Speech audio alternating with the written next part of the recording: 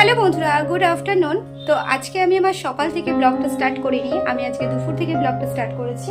তো এই যে দেখালাম যে শাড়ি, আজকে যাব একটা ইনভিটেশনে। তো চলো তোমাদের সঙ্গে পুরোটাই ব্লগটা শেয়ার করব, তোমরা দেখতে থাকো।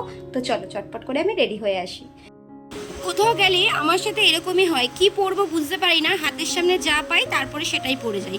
গরমের জন্য এটাই পারফেক্ট। তো যাই হোক, রেডি হয়ে বেরিয়ে গেলাম। তোমাদের দাদাভাই আমাকে নিতে এসেছিল। ও একটা কাজে যাবে, আমাকে ওখানে ড্রপ করে দিয়ে ও চলে যাবে কাজে।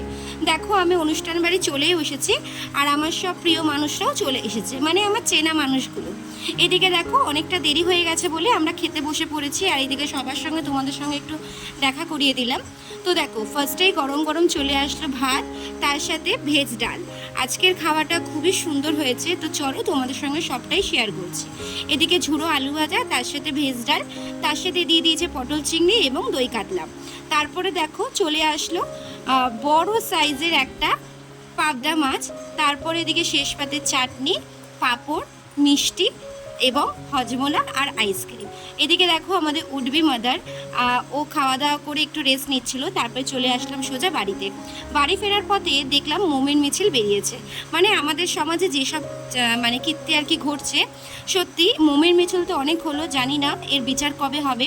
তো চলো বন্ধুরা, আজকে সারাদিন এভাবেই কাটলো। ব্লগটা কেমন লাগলো অবশ্যই জানাবে। আজকের মতো টাটা, আবার দেখা হবে কালকে খুব শিগগিরই নতুন ব্লগের সাথে। টাটা।